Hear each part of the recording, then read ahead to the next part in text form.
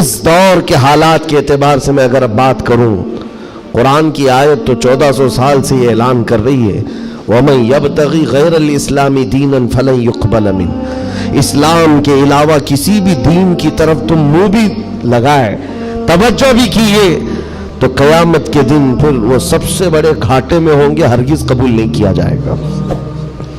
میں بات یہاں سے شروع کرتا ہوں کہ آج لوگوں نے اس کو ہلکے میں لینا شروع کر دیا، چاپلوسی کرتے کرتے، خوشامد دوسروں کی واہواہی حاصل کرنے کے لیے کبھی پوجا پاٹ میں بھی شریک ہو گئے، کبھی ان کی رضا حاصل کرنے کے لیے ان کی محفل میں بھی بیٹھ گئے، اللہ اس کے رسول کو چھوڑ دیا۔ تمہارے دین میں کمی کس بات کی ہے؟ کتوں کو راضی کرنے کے لیے شیر کبھی کتا نہیں بنتا۔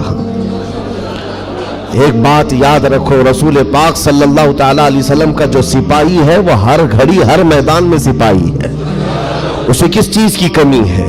کس چیز کی کمی ہے؟ جو عزت ملی ہے وہ نام مصطفیٰ سے ملی ہے۔ ایک صحابی ہیں حضرت نعمان، ایک بادشاہ کے ہاں گئے تھے ایمبیسیڈر بن کر کے، ترجمان حضور کے قاصد بن کر گئے تھے، بہت دور ملک تھا، میرے آقا مدینے میں ہیں، لیکن جانتے ہو اس بادشاہ نے آپ کے آنے کے لیے ریشم کا قالین بچھایا، سونے کی کرسی لگائی، لیکن وہ صحابی رسول جیسی آئے اپنی تلوار سے انہوں نے ریشم کے قالین کو پھاڑ دیا، زمین پر چلنے لگے، اور کرسی جب سونے کی کلائی کی ہوئی کرسی بچھائی گئی ان کے لیے، بادشاہ نے بہت عزت دیا کہ محمد عربی کا قاصد آیا ہے، سفیر آیا ہے، لیکن انہوں نے کرسی کو بھی ٹھکرا دیا، کہا مجھے دوسری کرسی لاؤ۔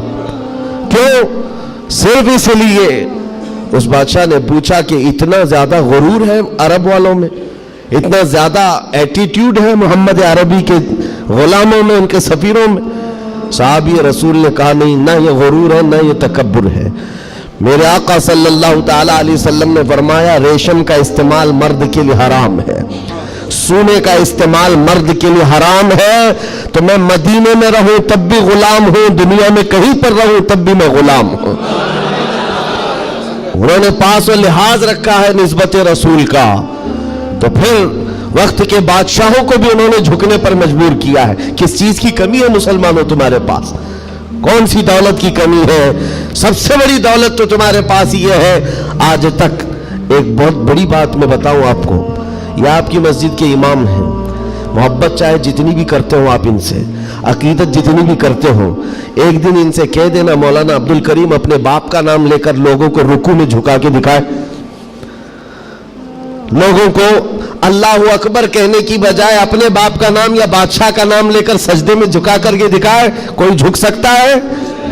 ارے بادشاہ وقت بھی یہاں آ کر کھڑا ہو جائے اور کہے میرے نام سے جھک جاؤ، مجال ہے کوئی ایک بھی پیشانی جھکے گی؟ نہیں جھکے گی۔ ہاں اگر ایک کمزور کسان کا بچہ بھی حافظ قرآن ہو اور آ کر مصلی پر صرف اللہ کا نام لے، سب کی پیشانیاں جھکتی۔ یہ خاصہ ہے اس قوم کا کہ اس قوم کو اگر جھکایا جا سکتا ہے تو صرف اللہ کے نام پر، باقی کسی کے نام پر یہ پیشانی نہیں جھکتی ہے۔ اور آپ کو پتہ ہے آج کے دور کا یہ بھارت تو چھوٹا ہے، اکھنڈ بھارت جس پر اکبر بادشاہ راج کرتا تھا، جس میں افغانستان تک کی سیمائیں آتی تھی، اس دور میں ڈکٹیٹر رول ہے، کوئی الیکشن والا بادشاہ نہیں ہے۔ 40 سال تک بیٹھا ہوا بادشاہ جب نیا دین لے کر کے آیا، اور اس کا نام بھی اکبر تھا، نمازیں بھی اس نے اس طرح بنائی کہ بادشاہ کے نام پر رکوع ہوگا، سجدہ ہوگا۔ میرے عزیزو، ایسا تمکنت اور ایسے جلال والا بادشاہ، لاکھوں کی فوج ہے اس کے پاس، بڑے بڑے راجے مہاراجے آنکھ نہیں ملا سکتے تھے، لیکن جب اس نے یہ کہا کہ عبادت میں بادشاہ کے نام پر جھکنا ہوگا، صرف 25 سال کی عمر کا مجدد الف ثانی کھڑا ہو گیا، کہا نہیں یہ پیشانی جھکے گی تو صرف اللہ کے نام پر۔ حد ہو گئی میرے عزیزو، بادشاہ وقت جس کے پاس سارا جبر طاقت ہے نہیں جھکا سکا، اور جھکانے کے لیے اس نے ایک بار کیا کیا، دربار میں اتنا چھوٹا سا دروازہ بنایا کہ آنے والا جھک کر کے ہی آئے، جو بھی دربار میں آئے وہ جھک کر، سیدھا آ نہیں سکتا تھا، اتنی چوکھٹ چھوٹی بنا دی۔ مجدد صاحب رحمت اللہ تعالیٰ علیہ کو بلایا گیا تھا دربار میں کہ یوں تو یہ جھکتا نہیں، لیکن دربار میں آنا ہے تو کیسے آئے گا؟ جب وہ قریب پہنچے دیکھا कि इतनी छोटी चौखट बनी हुई है और यहां जाने के लिए रुकू की हालत में जाना पड़ता है। वो अल्लाह रब्बुल इज्जत का ऐसा बंदा, रसूल पाक का सिपाही, अपने दीन का मुहाफिज, देखता है जाना है ठीक है जाएंगे, लेकिन जिस वक्त दाखिल होना था वो न झुके, न ही रुकू किया, न ही पेशानी झुकाई, पहले पैर अंदर डाल दिया, पैर अंदर डाल दिया। जैसे सामने लोगों ने देखा कि लोग पेशानी पहले अंदर डाल करके आते थे, और ये आलिम दीन है कि पैर अंदर डाल करके आ रहा है। यहाँ जैसी आए तो लोगों ने ये ऐलान किया कि बादशाह की बड़ी तौहीन हुई, बादशाह की बड़ी तौहीन हुई, पांव दिखा करके आ रहा है ये मौलवी, कदम दिखा करके आ रहा है। आपने कहा बादशाह की तौहीन मैंने नहीं की, बादशाह ने खुद अपनी तौहीन करवाई है, उसे खुद पैर पसंद थे इसलिए दरवाजा छोटा किया। अजीजान गिरामी वक़ार, तुम्हारे पास किस चीज की कमी है? अल्लाह ताला ने ये खुसूसियत अता की है, ये पेशानी कभी किसी गैर के सामने नहीं झुकती है, नहीं झुकती है। करोड़ों के सामने थोड़ी ना ताकत और कुव्वत की पूजा करने वाली ये कौम नहीं है। आज इनके पास ताकत आई तो इनकी पूजा करेंगे, उनके पास आई तो उनकी पूजा करेंगे। कौम में मुस्लिम सिर्फ और सिर्फ अल्लाह वहदहु ला शरीक की इबादत करती है। हम रसूल पाक से बेपनाह मोहब्बत करते हैं, लेकिन इबादत नहीं करते रसूल की भी।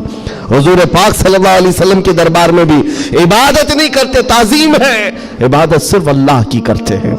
ये खासा कम है, इसी बात से तो पूरी दुनिया को कुड़न है और जलन है कि ये दुनिया में एक वाहिद कौम ऐसी है। मुझे बताओ, उन सब को झुकने के लिए मूर्तियां देखना पड़ता है। हाँ, इबादत करने के लिए अपने अपने खुदाओं की सूरत और मूरत बनाई हुई है। पूरी दुनिया में करोड़ों मस्जिदें होंगी, किसी भी मस्जिद में खुदा की कोई तस्वीर है? कहीं कोई तस्वीर बनाई गई है अल्लाह की कि इसे देखना होगा फिर झुकना होगा?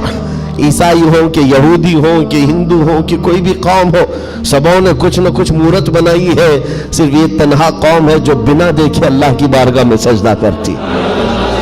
युमिनून बिल गैब, अल्लाह ने तारीफ में फरमाया है ये गैब पर ईमान लाने वाली जमात है।